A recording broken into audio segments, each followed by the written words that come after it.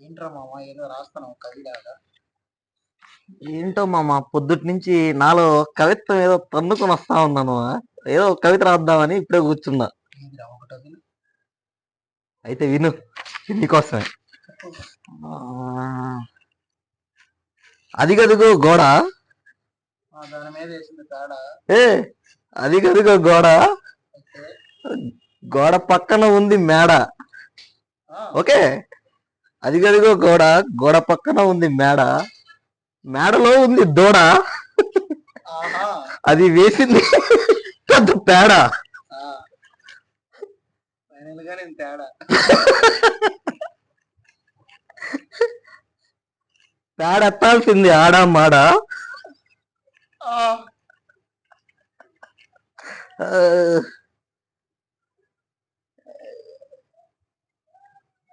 మగాడు తింటాడు. ఉమ్, ఏంది?